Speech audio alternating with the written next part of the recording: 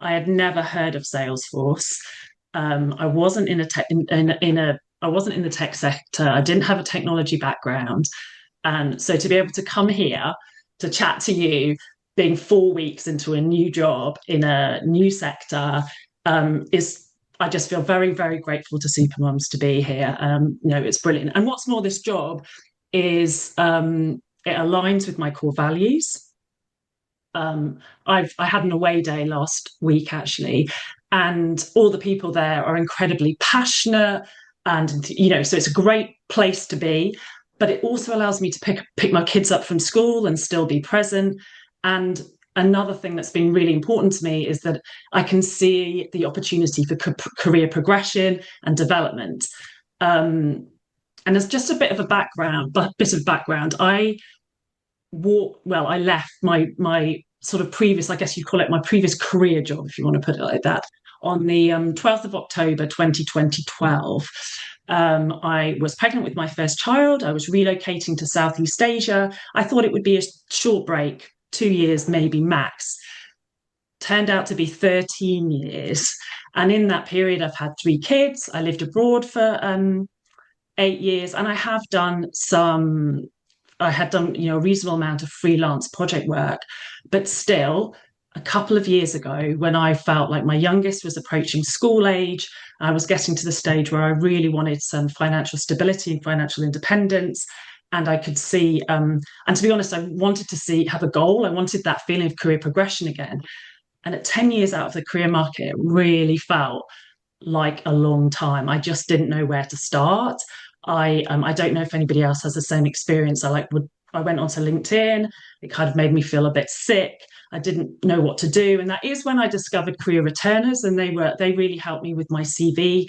And I did apply for a couple of jobs that I felt, like I had those transferable skills, but I didn't really have anything to sort of hang them off, and I didn't hear back. So I thought I'd try a different approach, and I thought, right, I'll go for some more junior roles. This is something that Heather will say, I'm sure, is like, don't go for the junior roles. But I thought I'll start with some junior roles, really working off the back of my project work. And then I started getting rejections on the basis of, you're too experienced. You're too experienced. So I was like, this, it's so frustrating. And that is when this email popped into my inbox to join this webinar presented by Heather. And her presentation was incredibly compelling. I could see the transferable skills. As I said, I didn't have a tech background. I'd never heard of Salesforce before, hadn't even used it before. But it hit those buttons of areas that I was interested in. I could also see that you'll have seen in that figure that so many companies and lots of different sectors use it. So it has that opportunity to move into different directions. I'd looked at some other career returner paths, and I'd sort of been a bit worried about, if I make this investment, I make this decision now, and it's the wrong decision. If I don't actually enjoy this, am I stuck? But I could see with Salesforce that wouldn't be the case. I had it was going to open up this world. So I signed up for the Salesforce Admin course started at the end of February this year, and I passed my admin cert in July over the summer, and really have continued to realize like what a good decision that was. I think you'll hear more about what Heather offers, but in terms of the course. But I think one of the things that I would really like to emphasize is that the team at Supermums really want you to do well as an individual. As Heather said, she runs these career clinics that mean you can go to talk about your CV and talk about your LinkedIn. Supermums organises the webinars so you can expand your knowledge about Salesforce. You can join up with your crew to go to Salesforce events, go to networking events that are actually enjoyable. I'm just going to say one more thing about the community. Salesforce itself the community of people who work in it. It's really important for it. I find it quite difficult to explain. They call themselves an ecosystem. Oh, I can just see someone's asked about a placement with training. And I would just say that, yes, that was one of the reasons I chose the Supermums course, is that after the training, we get placed with a non-profit organization to do some work. And I actually got placed with Women in AI. And it's brilliant. It's fantastic to actually have something that you can put on your CV. And I know this session is about AI particularly, so I thought I'll just quickly touch on that.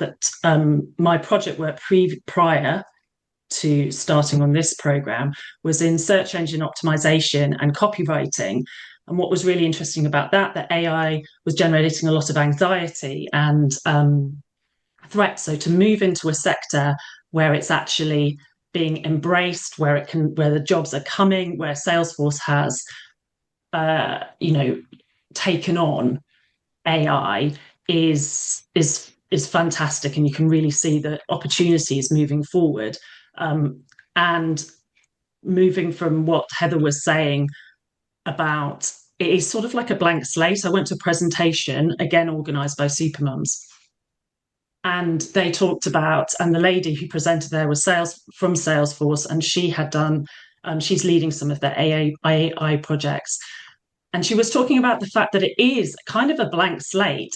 Sometimes as a career returner, well, I certainly felt this, you sort of feel like you're running to catch up. Whereas in AI, everybody is in that position and you have this position to lead.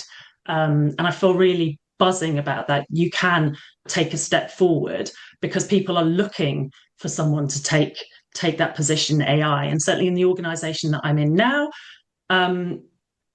in that away day, the senior management said, oh, yes, we've got to start looking at AI. And it's kind of on their roadmap. And again, it's that I feel like that's an opportunity where I can step in. I've got the tools for my training with Supermums to step into that role. And I'm really buzzing about that. Brilliant. Thank you, Tamsin. There's a question about what exactly do you do in your role now? Do you want to just explain about the role that you've started in and obviously progressing from there to be the AI leader? Yeah, I've got to get my feet under the table first, but absolutely. So I have joined a UK non-profit, and they help under-resourced students into top third universities in the UK. And I am their Salesforce Administrator. I work within the data and insights team. So there's 5 of us. So I have a lovely team. My manager, I'm lucky. I will be responsible for their Salesforce instance, but my manager is very knowledgeable. So that's really helpful from a supportive perspective. It's a fully remote role, which is really helpful in terms of chapter of my life with kids that as I said, allows me to take my kids to school and be around. But also, I have to say, I'm quite lucky in that they do have desks in Birmingham and London. So I have actually taken the opportunity to go in at the moment once a week to see people face to face, which has been brilliant. In terms of, this is a question that I had when I first started. It's like, what do you actually do? So I'd be really happy. I can give like a brief summary, but anybody who does want to like message me on LinkedIn, I'd be really happy to go into loads of detail. I don't want to bore people right now, but Salesforce, at the nonprofit I work for, they've had it for about 10 years now, and everything they do hangs off it, all of their delivery. Just as sort of one example, they match, so they have volunteer coaches come in and they have students, and they will be sending surveys to the students to say, what do you want to learn about, where are your interests, and then then we use that information, we use that data to then measure our impact in the future, but also to match those individuals with coaches who have sent in, this is what I want to achieve, this is what I want to talk about, and this is what my background. And we kind of use Salesforce to send those emails, to keep the records of all of those people, to so that's something I'm like doing today, but that's like day to day. There's also strategy stuff that we're looking at. How can we use Salesforce to help people who are working in the fundraising team to do their job better? I don't know if that helps. Thanks, Tamsin. Well, we can certainly share the different roles of a Salesforce admin as well. That's been part of put that as part of the follow-up email. And there's a question about how it aligns with your values. Like when you say, is it the organization and what you're doing aligns with your values? And if you want to delve into Yeah. that anymore.